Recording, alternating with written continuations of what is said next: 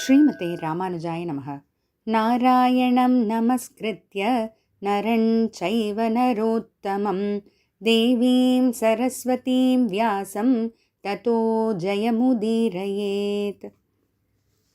நாள்தோறும் பகவத்கீதையில் 4வது அத்தியாயத்தில் அர்ஜுனன் மனசில் இருக்கக்கூடிய கேள்விகளுக்கு பகவான் ஒவ்வொன்றா பதில் சொல்லிட்டு வராரு. அதில் போன தொடரில் 5வது ஸ்லோகம் மூலமாக அர்ஜுனனுடைய முதல் கேள்விக்கான பதில் பார்த்தோம். உன்னுடைய அவதாரம் மெய்யா பொய்யானா?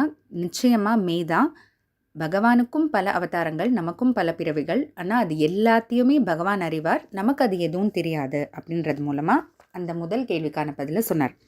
இப்போ அடுத்து 2, 3, 4 இந்த 3 கேள்விகளுக்கான பதிலை 6வது ஸ்லோகத்தில் நம்ம பார்க்க போகிறோம். இந்த 3 கேள்விகள் என்ன அப்படின்னா, இப்போது நீ பிறக்கிறையே உன்னுடைய மேன்மை குறையாமல், ஏன்னா பகவான் பரமாத்மான்னு சொல்கிறோம் இல்லையா, அந்த பெருமையெல்லாம் குறையாமல் தான் நீ பிறக்கிறியா அப்படின்னு.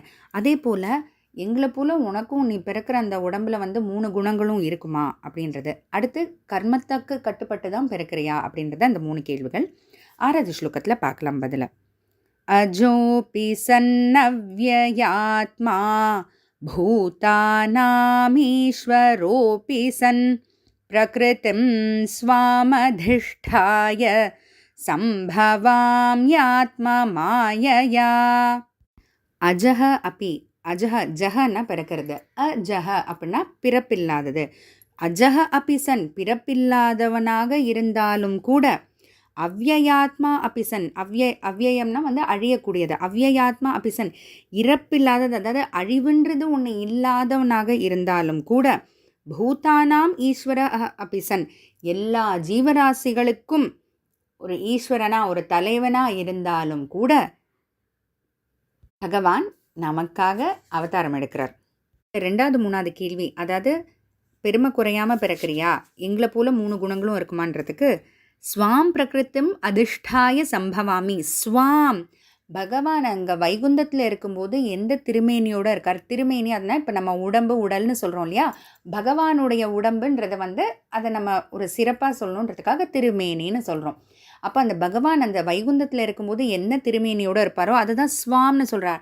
அதே திருமேனி, ஏன்னா அங்கே வைகுந்தத்தில் இருக்கக்கூடியது சுத்த சத்வ திருமேனி, சத்வகுணம் மட்டுமே இருக்கக்கூடியது, எல்லா பெருமைகளும் இருக்கக்கூடியது. அந்த திருமேனியோடையே ஸ்வாம் பிரகிருத்திம், அதே என்னுடைய திருமேனியோட பெருமைகள் குறையாமல் 3 குணங்கள் இல்லாமல் வெறும் சத்வகுணம் மட்டுமே இருக்கக்கூடியதோட அதிஷ்டாய சம்பவாமி, அதை தரித்து கொண்டு நான் அவதரிக்கிறேன்னு பகவான் சொல்கிறாரு. இப்போ 2, 3 கேள்விகளுக்கு பதில் கிடச்சிருச்சா? அடுத்து 4வது கேள்வி, கர்மத்துக்கு கட்டுப்பட்டு தான் பிறக்கிறியா, கர்மாதீனமாக பிறக்கிறாயா அப்படின்னு கேட்டால், சம்பவாமி ஆத்ம மாயையா.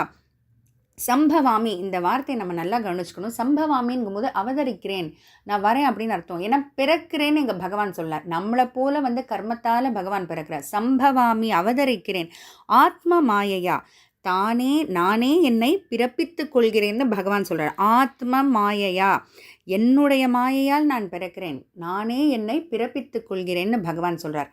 ஏன்னா எப்போ தானே அவரை பிறப்பித்துக் கொள்கிறாரோ அப்போவே அவர் கர்மத்துக்கு கட்டுப்படலை. ஏன்னா கர்மத்துக்கு கட்டுப்பட்டிருந்தா அப்படின்னு நினச்சப்போ பிறக்க முடியாது. இல்லைன்னா நம்ம நினச்ச பிறவி நம்ம எடுத்துக்கலாம் இல்லையா, நம்ம ஒரு தேவன் போல் ஒரு பிறவியோ இல்லை எப்படி வேணாலும் நம்ம பிறவியை எடுத்துக்கலாம், ஒரு தேவர்கள் போலியோ இல்லை யக்ஷர்கள் போலியோன்னு.